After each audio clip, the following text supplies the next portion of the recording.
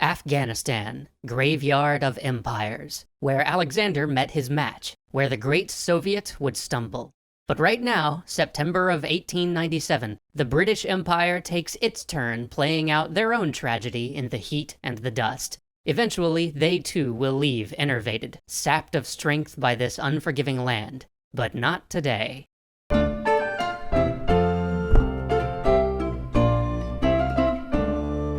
In 1857, a great uprising had swept through India and nearly displaced the British forces there. Since then, the British continuously fought smaller rebellions to hold on to the jewel of their empire. Today is September 12th, 1897. Dawn comes to the very boundary of empire. We stand in the uncontrolled borderland that would today be just on the Pakistani side of the Pakistan-Afghanistan divide. The British Empire has been trying to consolidate its hold on this wild, untamed region for some time. They've built a string of forts to help them project power into the mountains tribeland. In this string of forts, there are two named Fort Gulistan and Fort Lockhart, and between these two forts stands a tiny, threadbare village called Saragarhi. It is this village that concerns us today, because in that village, the British had established a signaling post so that Fort Gulistan and Fort Lockhart could communicate with each other, and they had manned that post with a handful of Sikhs. Dawn breaks. The men wash, go through their morning meditation, affix their turbans, and begin their day. Over the last 10 days, there have been probing attacks on the forts. There's a sense that something is brewing. Everybody is on high alert. The Sikhs man their posts and begin their morning tasks. The air is dry, thin in the mountain passes. The day is clear. Someone tells a joke to break the tension, and everybody laughs, but the feeling remains. One of the lookouts shouts, "There's a great mass moving on the horizon." All 21 men in this tiny post take up defensive stations. The signalman operates a tiny hand-cranked mirror that lets him send messages to the forts by making Morse code out of flashes of light. He signals Fort Lockhart to let them know the situation. Fort Lockhart signals back that they count at least 14 standards, at least 10,000 tribesmen, once allied with the British but now in full revolt, and they are descending on the fort, with only the little signaling post standing in their way. All around the signalmen, the rest of the unit is piling up ammunition and barring the gates of their tiny compound. The signalman sends a fateful message. "Can you send help?" There's a moment's delay, then a reply. No. They won't get there in time, and they can't leave the fort unguarded. The men in the signaling unit gather around their commander, Ishar Singh, knowing that they could still make a break for it. But Ishar calmly tells them what they are, in their hearts, already prepared for. They will stay, and they will fight. They will delay the oncoming tribesmen as long as possible. They will buy the forts the time they need to call in reinforcements. There is no disagreement, no mutiny or desertion. There is only a quiet acknowledgement as the men get back to work. The signalman returns to his mirror. Throughout the day, he will never stop relaying the events. The sound of the onrushing horde grows louder. Rifles crack. Then the horde is upon them, assaulting the outer wall. The disciplined fire of the Sikh troops break the first wave of rushing tribesmen, but they are like the sea, rolling back, reforming, and then rushing forward again with even greater strength. Bodies drop all along the killing field in front of the signal post, 20 rifles roaring against 10,000. But this time, it's not enough to break the charge. Shells pepper the rough-hewn walls. One of the signal company falls dead. Then the enemy is at the wall, climbing, clambering up, determined. A brief melee, knives and swords and bayonets and rifle butts. They break the wave again, but this time there's Sikh blood in the dust, under the baking sun. The bodies of the fallen are carried back to the inner wall. Each loss is a friend, one of only 21 holding this station, and that number is dropping. Shouts are heard from outside the wall. The tribe's leaders are promising the Sikhs wealth, safety, positions of importance if they just abandon their post.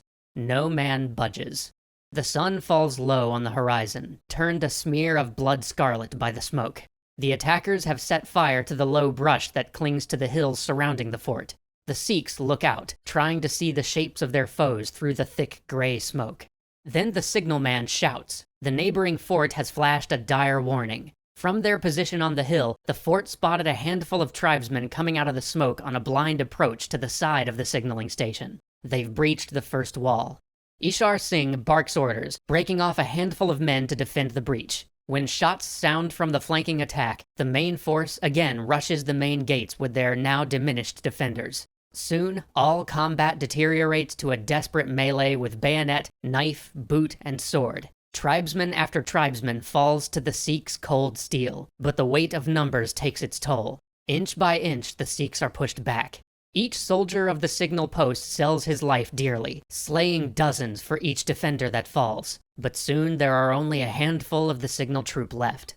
Ishar Singh orders his men to fall back, to retreat to the comparative safety of the inner wall and remount a defense. But they can't break and get through the gate without giving their attackers an opening to force their way through. Ishar knows this. He tells his men to go, and then bellows, charging the swarming tribesmen with sword and pistol in hand.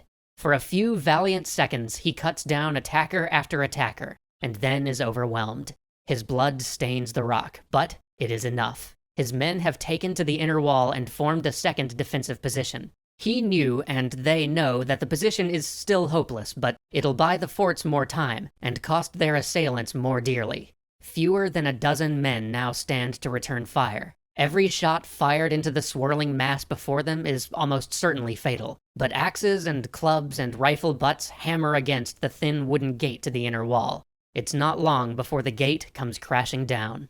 The signalman sends out one final message, requesting permission to take up his rifle. When the fort grants it, he packs his signal gear back up in its leather case and affixes his bayonet to his rifle. The men from the fort can only watch as the signalman moves to hold the door to his small signal shed. He is the last Sikh alive in the fort. For a moment, they cheer as he fells one tribesman and then another, and then 18 more.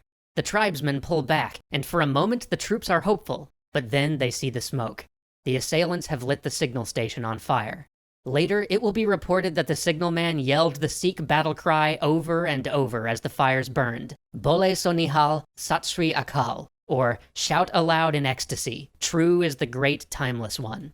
The signal post is taken, but the 21 Sikhs stand have bought their neighboring forts the time they needed. By the time the rebelling tribesmen attack, the forts have been reinforced, and they succeed in turning back the tide. When at last the British retake that little signaling post in that tiny mountain village of Saragarhi, they find that the 21-man signaling unit had left behind hundreds of enemy casualties. The Battle of Saragarhi is the only time in British military history where every single soldier involved in a military action was awarded the highest military honor available to them. You can argue how much impact their sacrifice had, of course. The British would lose all influence over Afghanistan in less than 25 years, and would lose control over India 1 month before the 50th anniversary of this battle. But this battle serves to remind us of all the groups that have sacrificed to make great nations great. The groups that we sometimes forget when we talk merely about the history of great powers and movements on the world stage. And that alone is something worth remembering, even 120 years later.